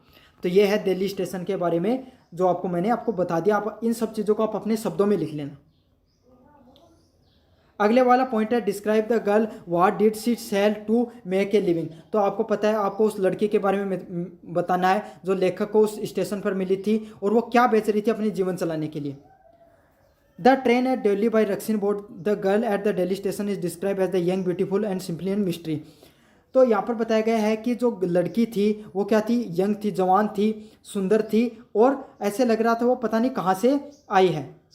She was sinking black eyes, उसकी गहरी काली आंखें थी, उसने साधारण से कपड़े पहन रखे थे, और क्वाइट ग्रेस एंड सैडनेस, उसके चेहरे पे एक अजीब सी जो थी थकान थी और उदासी थी। She was deeply fascinate the narrator, और उसने जो लेखक उसको अच्छे से मोह ले लिया था, वो लेखक को पसंद आ गई थी। To make a living she sell baskets, तो वो क्या अपनी जीविका चलाने के लिए बास्केट्स मतलब क्या जो कटोरियाँ हैं उनको बेच रही थी। Made a can of bamboo, वो किससे बनी हुई थी, बांस से बना हुआ था। She move among the passenger on the platform trying to sell her basket, वो एक प्लेटफॉर्म से दूसरे प्लेटफॉर्म में पैसेंजर से यात्रियों के पास जा रही थी ताकि वो जो बास्केट्स हैं उनको बेच सके। Despite her modest appearance she leave the lasting impact on the narrator through her presence and the belief of worldly connection her they shares. वो उसका जो सिंपल सा रहन सहन था, लेकिन उसके बावजूद भी उसने लेखक को अच्छे से मोह लिया था। अगले वाले पॉइंट की तरफ बढ़े। What happen at the platform of Delhi when the authors was returning to Delhi. जब दिल्ली वापस लौट रहा था नरेटर, तो दिल्ली नामक जो स्टेशन है उस पर क्या घटना घटी उसके बारे में आपको बताना है। When the author was returning to the Delhi the train stop at the Delhi station. तो वो क्या होता है, दिल्ली स्टेशन पर रुकता है, जो ट्रेन रुकती है। He eagerly look the basket selling girl. तो वो क्या देखता है, एक लड़की है वहाँ पर, क्या बास्केट है वो बेच रही है। Hoping to see her again, उसकी वो क्या होता है, उस लड़की को एक बार फिर से देखना चाहता है। To his disappointment she was not there. लेकिन वो क्या होता है, जब वो वापस आता है तो उसको वहाँ पर वापस नहीं दिखती है। सी सर्च द प्लेटफॉर्म, वो पूरा मतलब उत्सुकता के साथ, जिज्ञासा के साथ वो पूरा का पूरा स्टेशन उसको खोजता है। But it there was no sign of her, लेकिन उसको उसका वहाँ पर कोई भी नामो निशान नहीं दिखाई देता है। The sudden absence field with the deep sense of loss and longing. और ये चीज़ उसको, जो नरेटर है, लेखक, उसको क्या कर देती है, उदास कर देती है, और उसको लगता है कि कोई अपनी चीज़ खो गई है उसकी। The station which were felt special and alive because of his presence. और जो वो लड़की थी उसके वजह से जो नरेटर है उसको जो स्टेशन है वो बहुत ज़्यादा अच्छा लग रहा था। अब उसको वो क्या हो गया, स्पेशल फील होने लग गया था।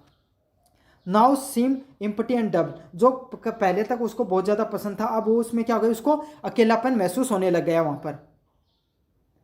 हर absence made him realise how much had come mean to him. और उसको कुछ पल की उसकी मुलाकात थी, उसको क्या हो गई, इस चीज़ का उसको एहसास हुआ कि वो उसके लिए कितना मायने रखती थी। तो ये था कि ये सारी घटना थी जो उसके साथ प्लेटफॉर्म पर हुई थी।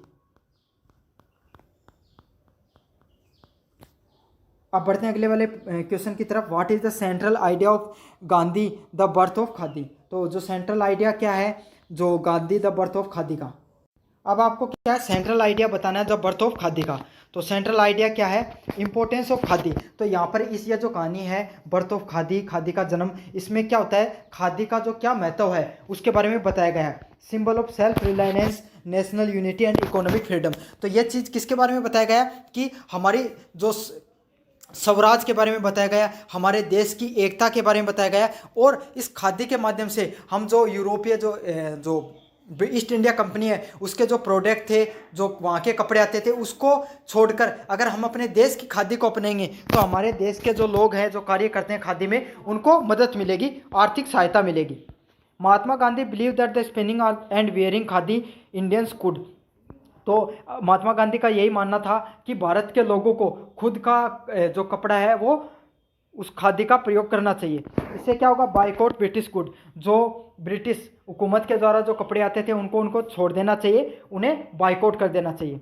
एम्पावर रूरल इंडिया, साथ के साथ इससे क्या होगा, जो ग्रामीण क्षेत्र में जो लोग खादी से जुड़े हुए हैं, खादी का कपड़े बनाने का काम करते हैं, उनको मदद मिलेगी।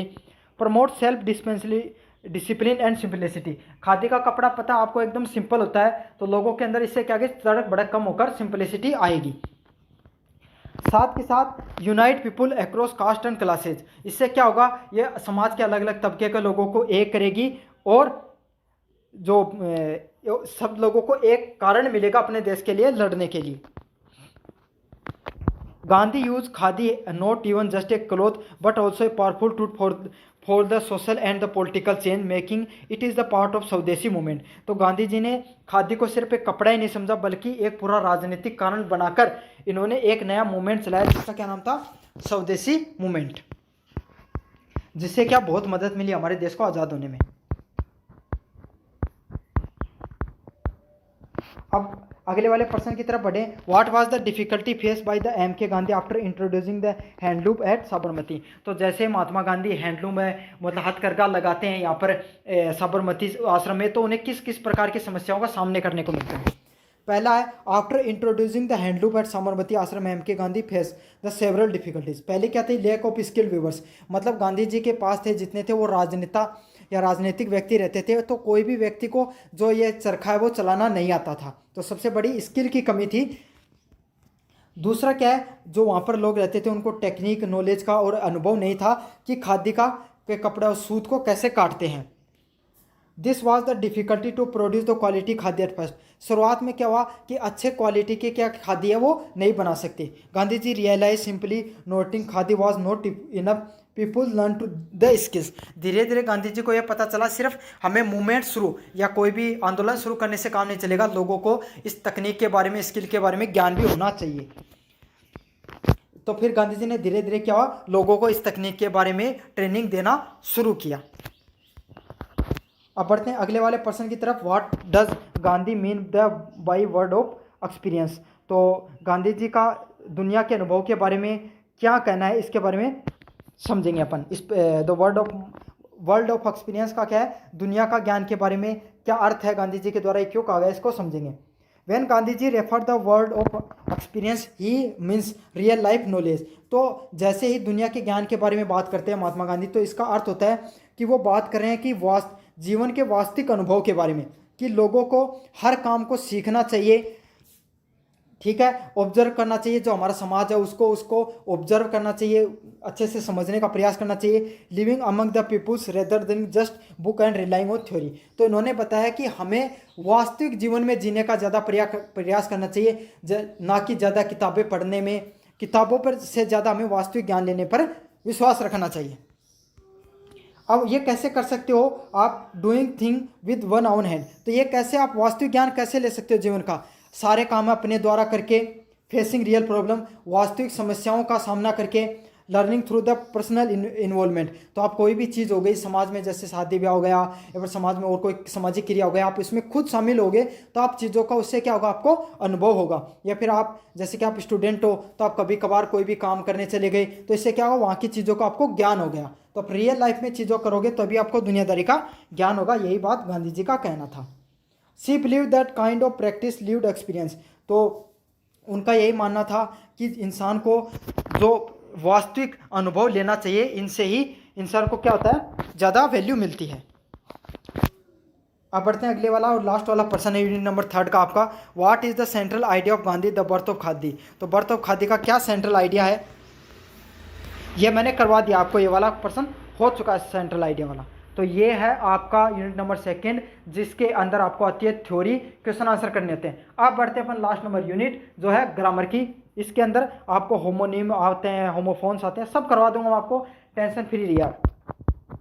पहला क्या, होमोनिम्स। तो होमोनिम्स क्या होते हैं, होमोनिम्स वो वाले शब्द होते हैं जिनके शब्द तो जिनके बोलने में एक जैसे होंगे लेकिन उनको अर्थ अलग अलग निकलता है, वो क्या होते हैं, होमोनिम्स होते हैं। ऐसा समझ लो जिनका नाम तो एक जैसा कहीं लेकिन उनको अर्थ अलग अलग है। अब पहला होमोनिम, अब देखो मैंने कितनी प्रिंटेबल पीडीएफ बनाई आपके लिए इस चीज़ों के ग्रामर को समझने के लिए। होमोनिम की बात करें जैसे बैट और बैंड, तो जैसे सबसे पहले जैसे बैट, तो बैट है उसकी स्पेलिंग क्या होती है, BAT। अब बैट का अर्थ क्या होता है, एक तो चमगादड़ भी होती है और बैट का अर्थ अपन जो क्रिकेट खेलते हैं वो वाला बैट भी होता है। और अगले वाला पॉइंट की बात करें, दूसरा शब्द राइट। तो राइट का अर्थ भी 2 होता है, बोलने में एक जैसा राइट, लेकिन इसका अर्थ क्या होगा, राइट मतलब सही, और दूसरा क्या होगा, राइट टर्न लेना, दाएं दिशा की तरफ मुड़ना, ठीक है। ये अब आपने शब्द बोला रिंग, तो रिंग के अर्थ क्या होगा, रिंग का अर्थ अंगूठी भी हो गई, रिंग का अर्थ क्या होगा, जो सर्कल बनाया जाता है वो भी हो गया। तो आपके सामने कोई ऐसे 2 उदाहरण लिखने होंगे, तो आपको ये 2 मैंने बता दिए हैं, आप अच्छे से इस PDF को और अच्छे से पढ़ लेना, टेलीग्राम चैनल पे आपको ये मिल जाएगी। अब बात करेंगे अपन होमोफोन्स। तो होमोफोन्स बोलने में एक जैसे होंगे लेकिन इनकी क्या होंगे, मीनिंग भी अलग अलग होंगे। हेयर की बात करें, सेल हो गया, वेट हो गया, देर हो गया, ये सब क्या है, होमोफोन्स है। अब आपका जो अगला प्रश्न आता है, वर्ड इनटू इंग्लिश। तो जो शब्द आपको हिंदी में दे रखे हैं उनको इंग्लिश में बताना होता है और इंग्लिश वाले शब्दों को हिंदी में बताना होता है। तो पहला बात करें, पहला शब्द का पिछले एग्जाम में आपका आया था उत्सव। तो उत्सव का क्या होता है, फेस्टिवल होता है, और परीक्षण आया था उसका क्या होता है, अर्थ होता है ट्रेनिंग होता है। तो ये कुछ शब्द और हैं जो मैं आपको करवा देता हूँ। स्ट्रेंथ, ये इंपॉर्टेंट है, रिपीटिव है इसलिए करवा रहा हूँ आपको। स्ट्रेंथ का अर्थ होता है सामर्थ्य। इगेडेड मतलब क्या होता है, बुद्धिजीवी। इलाइक्ट्रन क्या होता है, सामंतवादी। चीफ क्या होता है, प्रमुख हो गया। कोनोइकल क्या होगा, उपनिषद हो गया। अब हिंदी वाले करवा दो, चुनाव, इलेक्शन, बुद्धिमत्ता, इंटेलिजेंस। चुंबकीय, मैग्नेटिक हो गया। आदर का अर्थ क्या होता है, रेस्पेक्ट होता है। तकनीक का टेक्नोलॉजी होता है। उपन्यास का नोवेल होता है। महंगा का कॉस्टली होता है। और ये पूरी PDF है, आप बाकी के सारे अपने थ्रू पढ़ लेना। कुछ इंग्लिश वाले हिंदी में लिखने होते हैं, हिंदी वाले इंग्लिश में होते हैं, तो ये तो आप खुद से पढ़ सकते हो, खुद से याद कर लेना, बाकी पास वालों से पूछ लेना अगर आपको नहीं आता। अब मैं आपको जो आपके लिए इंपॉर्टेंट है ग्रामर में वो टॉपिक पढ़ा देता हूँ। वो कौन सा है? सब्जेक्ट, वर्ब और एग्रीमेंट। ठीक है, सब्जेक्ट वर्ब एग्रीमेंट की अपन बात करें तो इसमें आपको दिक्कत आने वाली है इस वाले क्वेश्चन में। तो मैं सिंपल ट्रिक बताऊंगा, आप उनका प्रयोग करना और सब्जेक्ट वर्ब एग्रीमेंट बहुत चुटकी बजाते हुए कर दोगे आप। तो सबसे पहले बात करें, आपको सबसे पहले छांटना आता है सब्जेक्ट।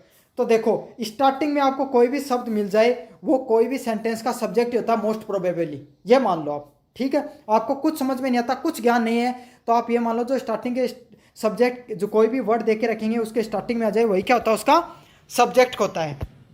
तो जैसे ही पेंटेड द डोर, तो यहाँ पर आपको स्टार्टिंग में क्या शब्द दिखाई दे रहा है? ही दिखाई दे रहा है। ठीक है, तो ये क्या हो गया? यहाँ का सब्जेक्ट हो गया। फिर अपन बात करें वर्ब की, तो वर्ब आएगा, तो वर्ब क्या होती है? क्रिया होती है। अब कोई भी कार्य करता है, जैसे आपको मुख्य नॉलेज हो गया कि प्लेइंग हो गया, स्टडिंग हो गया, ये सब ऐसी क्या होती है? वर्ब होती हैं। तो सब्जेक्ट के बाद में अगर आपको कोई चीज़ अगर आ रही है तो वो क्या होती है? वर्ब। ये उन सब बच्चों के लिए बता रहा हूँ जिनको इंग्लिश के बारे में बिल्कुल भी नॉलेज नहीं है। जिनको नॉलेज है वो तो वैसे ही कर लेंगे, और जिनको बिल्कुल नॉलेज नहीं है उनके लिए बता रहा हूँ मैं।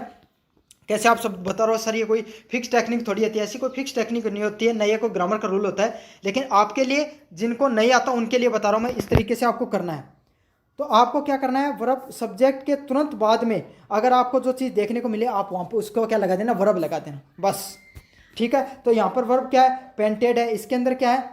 इज है। यहाँ पर क्या? पुट है। यहाँ पर गेव है। यहाँ पर क्या है?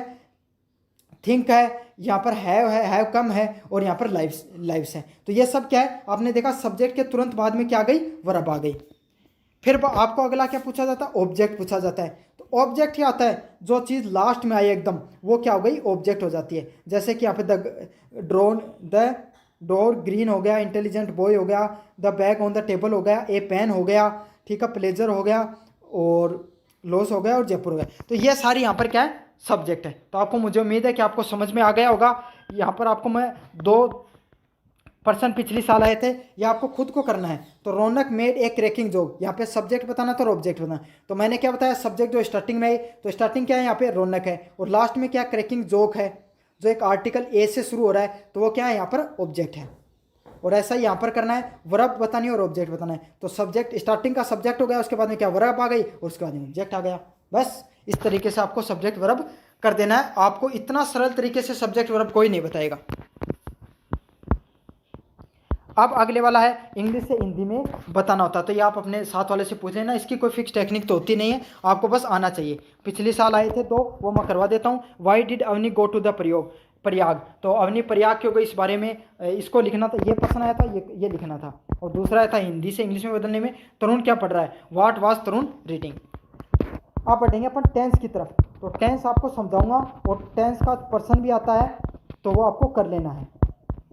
फिर अपन लास्ट में देखेंगे पंचुएशन जो आप कहते हैं। तो देखो, टेंस सबसे पहले आपको पता है 3 टाइप के होते हैं, प्रेजेंट, पास्ट और फ्यूचर। 3 प्रकार के टेंस होते हैं, और उसके भी 4 भाग होते हैं। सबसे पहले क्या होता है? सिंपल, कॉन्टिन्यूस, परफेक्ट और परफेक्ट कॉन्टिन्यूस। तो प्रेजेंट की बात करें तो प्रेजेंट का अर्थ होता है जो काम वर्तमान में चल रहा है। जैसे कि आपको आएगा, कोई भी ऐसा सेंटेंस आएगा, जैसे कि कोई इंसान खेल रहा है, पढ़ रहा है, वर्तमान समय में कोई कार्य कर रहा है, तो वहाँ पर क्या आएगा? प्रेजेंट सिंपल टेंस आएगा, प्रेजेंट टेंस आएगा। तो प्रेजेंट सिंपल में कौन सी वर्ब लगती है? डू डज लगती है। ठीक है, और कॉन्टिन्यूस में क्या लगती है? इज एम आर लगेगी, प्लस वर्ब की फर्स्ट फॉर्म प्लस आईएनजी लगेगी। परफेक्ट में क्या लगेगी? हैज हैव प्लस वर्ब की थर्ड फॉर्म लगेगी। और परफेक्ट कॉन्टिन्यूस में क्या लगेगी? हैज हैव प्लस वर्ब की फॉर्म लगेगी। और इसमें साथ में आपको कैसे पहचानोगे परफेक्ट कंटिन्यूस को? सिंस व फॉर आपको देखने को मिलता है। अब पास्ट की बात करें तो यहाँ पर पास्ट सिंपल में डिड लगती है, डिड के साथ वर्ब की फर्स्ट फॉर्म आती है। फिर कंटिन्यूस की बात करें तो वॉज वर प्लस वर्ब की फर्स्ट फॉर्म आईएनजी लगती है। पास्ट परफेक्ट में हैड प्लस वर्ब की थर्ड फॉर्म लगती है। और पास्ट परफेक्ट कंटिन्यूस में क्या लगती है? हैड बीन प्लस वर्ब की फोर्थ फॉर्म लगती है।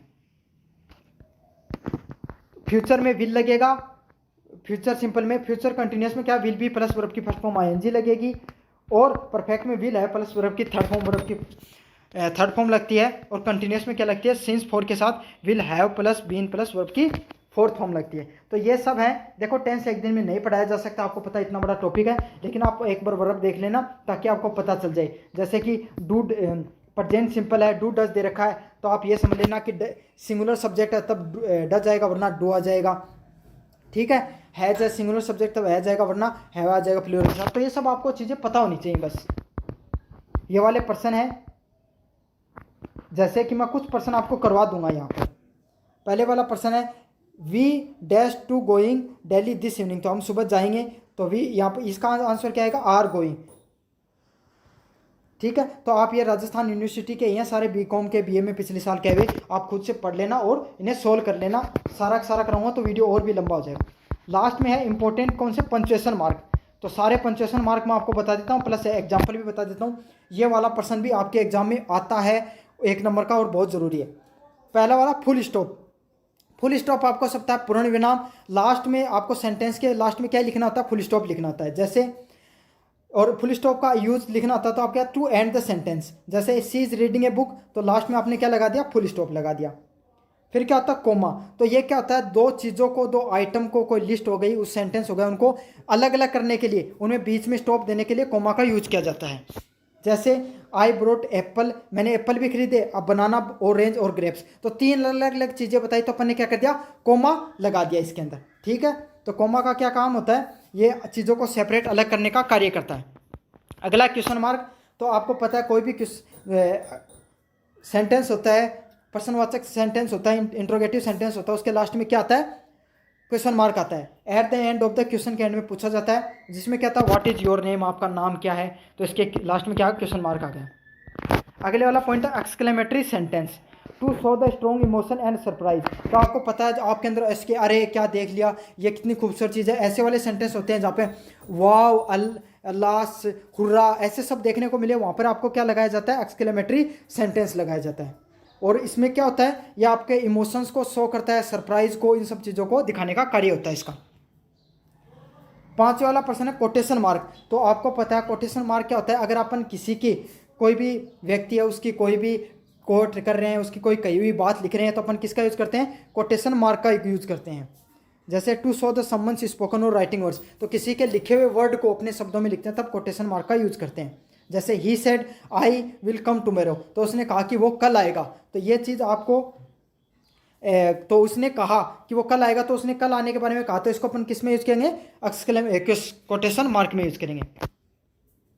6वां वाला पॉइंट है अपोस्ट्रोफे। तो अपोस्ट्रोफे क्या होता है, इसका क्या काम होता है, यह आपको पोजीशन मतलब प्रभाव दिखाने के लिए इसका प्रयोग करेगा। तो इसमें क्या, इट इज़ रेनिंग, तो इस चीज़ पे प्रभाव दिखाएगा कि कल बारिश हो सकती है। 7वें वाला है कोलन। कोलन का क्या होता है, कोई भी चीज़ को शुरू करने के लिए, एक्सप्लेन करने के लिए अपन कोलन को चीज़ कर को यूज़ करते हैं। तो आपने तो काफ़ी बार लिखा होगा, आपने कोई चीज़ लिखी, फिर कॉलम लगाया, फिर आगे की चीज़ें लिखी हैं। जैसे एग्जाम्पल बताऊँ, she brought 3 item, bread, milk and butter, तो यहाँ पे कॉलम का यूज हो गया, क्योंकि ये तीनों चीज़ों के बारे में बता रहा है।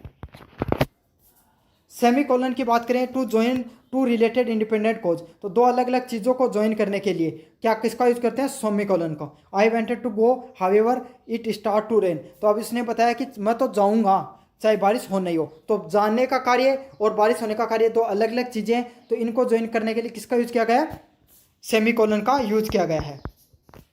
फिर अगला क्या होता है, डैश। तो डैश का प्रयोग किया जाता है, आप और कोई ज़्यादा इन्फॉर्मेशन जोड़ने के लिए किसका प्रयोग करते हो, डैश का प्रयोग करते हो।